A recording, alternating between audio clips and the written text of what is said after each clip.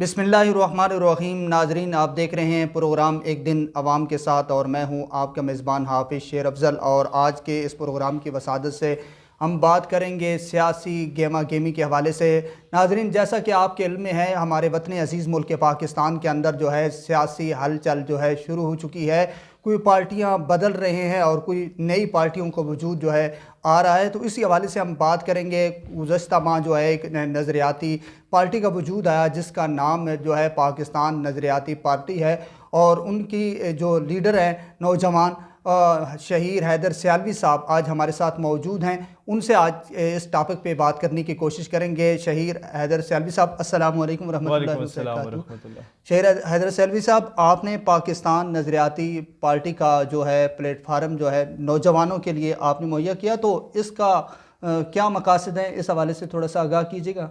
भाई, इसका मकासद बहुत सिंपल हैं। वो पाकिस्तान जो अवाम देखना चाहती है वो पाकिस्तान बनाना, वो पाकिस्तान जो कायद आज़म रहमतुल्लाह अलैह बनाने का ख्वाब लेके गए थे, उस पाकिस्तान को लूट के खा लिया गया है। उस पाकिस्तान को, इसके नज़रिए को बेच दिया गया। इस पाकिस्तान को उस नज़रिए पर लाना, एक आज़ाद खुद मुख्तार पाकिस्तान बनाना, अपने फ़ैसले ख़ुद करे, किसी से जाकर भीख ना मांगे यहाँ। और जिसने कल नवाज शरीफ को वज़ीर आज़म बनाया था, उसी वर्कर ने इमरान खान को बनाया था। उसको अगर आपका नज़रिया ज़्यादा पसंद आया तो वो सारे छोड़ के आपकी तरफ ही आएंगे।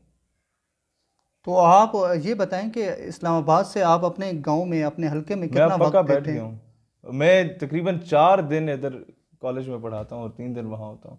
और वहाँ भी नहीं होता, मैं तंजीमी सफ़र पे होता हूँ। ये तो हर बंदा ही जानता है। एक दिन रहीम यार खान होता हूँ, दूसरे दिन बलूचिस्तान पहुँचाता हूँ, तीसरे दिन सिंध होता हूँ।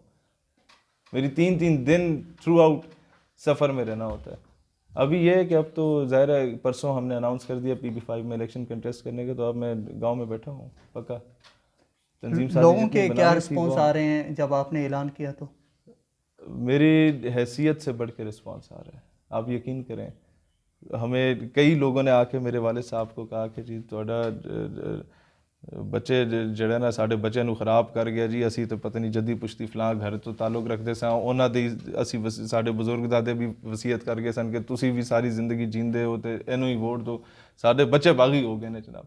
तो नौजवान तो जनाब सारे बागी हो गए। उन्होंने कहा भाईजान हम आपके साथ खड़े हैं इंशाल्लाह ताला, क्योंकि हम चाहते हैं कि ऐसा बंदा हो जो कम से कम कौमी सतह पे चीज़ों को जानता हो, जिसे कम से कम लोग कौमी सतह पे जानते हो। हमारे लिए एजाज़ की बात होगी कि यार एक बंदा जिसका दुनिया के जिस मुल्क में उसे भेज दो, पूरे पाकिस्तानी उमड़ आते हैं उसके पास, तो वो बंदा हमारे इलाके से ताल्लुक़। अच्छा शहीर हैदर सियालवी साहब, अक्सर और लोगों का बेहतरीन जब रिस्पांस आपने मुझे सबसे पहला जो आया वो नरडा बेल्ट पूरा हमारा पश्तून ट्राइब से आया अल्हम्दुलिल्लाह। और फिर यहाँ का तो पहले से ही बहुत अच्छा रब्ता था अल्हम्दुलिल्लाह। अच्छा शहीर साहब, जब आपने अपनी सियासी पार्टी का ऐलान किया तो उसके बाद लोगों की रिस्पॉन्स ये था कि जो भी सियासी लीडर आता है वो अपने या तो ख़त्म नबूवत का नारा इस्तेमाल हाँ, वो करता है बात नौज़ुबिल्लाह, करता है। देखिए मैं या वो आपको, कश्मीर का नाम लेता है, कश्मीर को बेचते हैं ये सियासी लोग। और ये यहाँ उनकी बात आपका 100% इस दुरुस्त हवाले है। से क्या कहना है?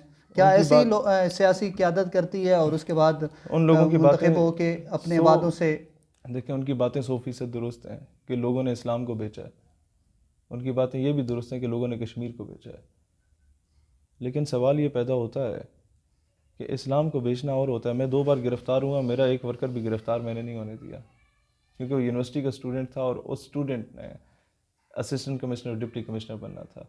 मैंने जहाँ मदरसों में तकरीरें की हैं, वहाँ मदरसों से और खानकाहों के आप गदी नशीन हजरात से पूछें कि मैंने उन्हें कहा अभी अपने लड़कों से नारे ना लगवाओ, खुदा का वास्ता है इनको यूनिवर्सिटी बना के दे दो। आपके बाप दादा के बुज़ुर्गों के नाम पे करोड़ों रुपए का चंदा आता है, अपने बच्चों को पढ़ा लो, कोई डिग्री करा लो। अगर हमारा ये बच्चा असिस्टेंट कमिश्नर डिप्टी कमिश्नर हुआ है। अच्छा शहीर हैदर सियालवी साहब, आपको सियासत में आने का शौक़ और जज्बा कैसे पैदा हुआ? क्या आपके कोई असातिज़ा इकराम में से या वालिदैन में से उन्होंने आपको सियासत में आने का मशवरा दिया? या नहीं, ये मशवरा फैमिली ने तो बिल्कुल भी नहीं दिया। वो तो खिलाफ थे शुरू में कि भाई इस काम में ना पाए, बड़ा औखा काम होता है। लेकिन ज़ाहिर है अब दुआएं उनकी मेरे साथ हैं।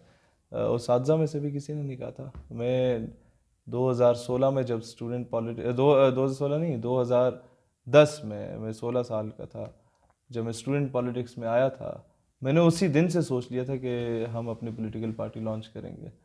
अब वो अलग बात है, हम लोगों ने अनाउंस उसे नहीं किया था। मैंने क्योंकि कायद आज़म को पढ़ा हुआ था, उन्होंने कहा था, मैंने 1930 में सोच लिया था कि मैं एक अलहदा रियासत बनाऊंगा, लेकिन मैंने अनाउंस नहीं किया। मैं वेट करता रहा आवाम की पल्स का कि कब आवाम मुझे मजबूर करे। तो 1940 में उन्होंने अनाउंस किया कि यार एक अलहदा रियासत होनी चाहिए। और ये कायद आज़म रहमतुल्लाह अलैह ने पाकिस्तान नागुज़ीर था, एक किताब थी सैयद रियाज हुसैन की, उसको इंटरव्यू देते हुए कहा था। तो मैंने उन्हें बड़ा समझा कि यार ये 10 साल कायद आज़म खामोश क्यों रहे, बाकी काम तो ये करते रहे, पॉलिटिकल मूवमेंट्स भी करते रहे, क्यों नहीं बोले पाकिस्तान का?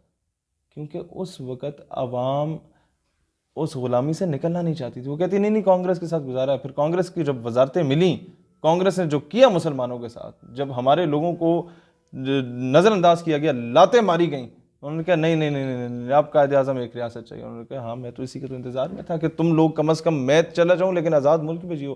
तो मैं I was waiting for the right time कि जब कौम कहे कि यार हमने तब्दीली भी देख ली और आगे गए हैं तब्दीली से, जब कौम कहे कि जनाब हमने ये नवाब बनेंगे, उसके बाद आप जनाब वो नेज़ाबाजी के मुकाबलों में भी चले जाएंगे तो अच्छे लगेंगे।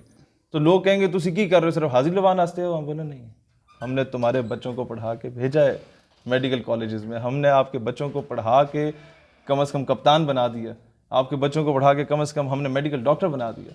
तो जब वो कंपैरिजन करेंगे कि यार इन्हें देखें या बाकी कैंडिडेट्स को देखें, तो कहेंगे हाँ यार एटलीस्ट इसने कुछ किया इलाके के लिए। गली बना देना मेरे लिए अचीवमेंट नहीं है कि वो मेरे और आपके वालिद साहब के टैक्स के पैसों से बनती है। लगा के जंड पहुंचे, फिर उन्होंने कहा जी इनू पिंडी ले जाओ। हमारा बंदा बेचारा फतेह जंग जाए तो उन्होंने बोलो जी पिंडी ले जाओ, वो गरीब पिंडी घेब दे THQ जाए, उन्होंने बोलो जी जो इनू पिंडी ले जाओ। तो भाईजान यही सुनने के लिए अगर आप लोग बैठे हुए तो फिर हम माजत कौन। अच्छा ये बताइएगा, चीज़ मैं अर्ज करता हूँ, हमारा पार्टी जीतने के बाद हम लोग गवर्नमेंट में बैठते हैं या ऑपोजिशन बेंचेस में बैठते हैं, अगर ऑपोजिशन बेंचेस पर भी बैठे तो इतना हमें पता है कि जो बंदा असम्बली से बाहर बैठ के रोला डाल के OIC का इजलास बुला सकता है, वो असम्बली में बैठ के बहुत कुछ करवा सकता है। जो OIC का इजलास बुलवा सकता है उसके लिए गली पक्की करवाना भी मुश्किल काम नहीं है। लेकिन पहले इस कौम को गुलामी से निकालना मेरा एम है। पहले इस कौम को बताना यार तुम्हारा मर्तबा मकाम क्या है, उसके बाद आप जनाब वो नेज़ाबाजी के मुकाबलों में भी चले जाएंगे तो अच्छे लगेंगे। तो लोग कहेंगे तुसी की कर रहे हो, सिर्फ हाजिर लवान आस्ते हो। हम बोले नहीं, हमने तुम्हारे बच्चों को पढ़ा के भेजा है मेडिकल कॉलेजेस में, हमने आपके बच्चों को पढ़ा के कम से कम कप्तान बना दिया, आपके बच्चों को पढ़ा के कम से कम हमने मेडिकल डॉक्टर बना दिया। तो जब वो कंपैरिजन करेंगे कि यार इन्हें देखें या बाकी कैंडिडेट्स को देखें, तो कहेंगे हाँ यार एटलीस्ट इसने कुछ किया इलाके के लिए। गली बना देना मेरे लिए अचीवमेंट नहीं है कि वो मेरे और आपके वालिद साहब के टैक्स के पैसों से बनती है। किसी को नौकरी लगवा देना सिफारिश करके मेरे लिए अचीवमेंट नहीं है, क्योंकि अगर आप सिफारिश करके किसी को नौकरी लगवा रहे हैं, इसका मतलब है जिसका हक बनता था, जो मेरिट पे था, उसका मेरिट पहले आपने छीना है, उसके घर का चूल्हा बुझाया है, फिर किसी अपने जबरदस्ती चाहने वाले का आपने चूल्हा जला दिया। तो भाईजान ये तो एंटी मेरिट चला गया। शेर हैदर सियालवी साहब, आपने बेहतर है आप जॉब्स इंट्रोड्यूस कराएं। आपकी मिल्स और इंडस्ट्रीज में 8 घंटे काम होता है या 12 घंटे काम होता है, 12 घंटे बंद होती हैं, वो बाकी के 12 घंटे में आप झुग्गी वाले तमाम लोगों को वहां इंट्रोड्यूस करा सकते हैं। फिर एक और चीज मैं बताऊं, आपके सारे मेन रोड्स पे जितने गांव गुजर रहे हैं, हर दूसरा गांव छोड़ के तीसरे गांव में कम से कम कोई 30-40 घर झुग्गी वालों के होते हैं, उनके वो सारी जिंदगी मांगते रहेंगे। आपके पास स्वात में, GB में, AJK में बेहतरीन सिलाई कढ़ाई का काम जानने वाली खवातीन है। हम सरकारी सतह पर यहाँ सिलाई मशीन के सेंटर्स खोलेंगे और इंशाल्लाह ताला उन्हें वो सिखाया जाएगा। आपकी ये शॉलें जो बनती हैं 40-40 हज़ार रुपए की दुबई और बरतानिया में बिकती हैं। अच्छा, सिर्फ ये हुनर सिखाने की देर। अच्छा शहीर साहब, आपने जब इंतखाबात में हिस्सा लेने का PP5 से ऐलान किया तो अभी तक आपके मकामी कोई सियासी क़यादत ने आपसे कोई रब्ता बाकी है? इसके अलावा पार्टियों ने रब्ता काफ़ी लोगों ने किया, लेकिन अभी वो पब्लिकली कहा नहीं जा सकता। आप क्या कहते हैं कि वो अगर कैदीन जो है आपकी पार्टी की तरफ आते हैं तो आप उनको वेलकम कहेंगे? देखें, कोई बंदा पैदाइशी आपकी पार्टी का नहीं होता। जब हमारी पार्टी थी नहीं तो लोगों के पास और ऑप्शन ही नहीं थी, तो इस पर हम उन पर इल्ज़ाम नहीं लगा सकते। जब ऑप्शन थी नहीं तो क्या करते बेचारे? जब आ रहे हैं और वो कह रहे हैं कि हम अब जनाब कुर्सी पे बैठ के अपने मज़ारे को ज़मीन पे नहीं बिठाएंगे या उसके साथ ज़मीन पे बैठेंगे, उसे कुर्सी पे बिठाएंगे, तो हम कहेंगे ठीक है, अगर ये वादा करते हैं तो हम एक हैं। अच्छा, उसको आप अपनी पार्टी में अगर इस बुनियाद पे आते हैं कि जनाब ये पुरानी रवायत ख़त्म होगी, अगर इस बुनियाद पे आते हैं कि जनाब हम अभी आम आदमी को वो इज़्ज़त देंगे जिसका वो हकदार है, और वो अल्लाह आके ये बात कहेगा, वो बैठ के दिखाएगा, आएंगे तो ये असल तब्दीली होगी। अच्छा शहीर साहब, ये भी बताइएगा कि जो आज देखें, जो वर्कर, जो वोटर आज नून को वोट दे रहा है, उसी वर्कर ने भुट्टो को जिताया था, और जिसने कल नवाज शरीफ को वज़ीर आज़म बनाया था उसी वर्कर ने इमरान खान को बनाया था।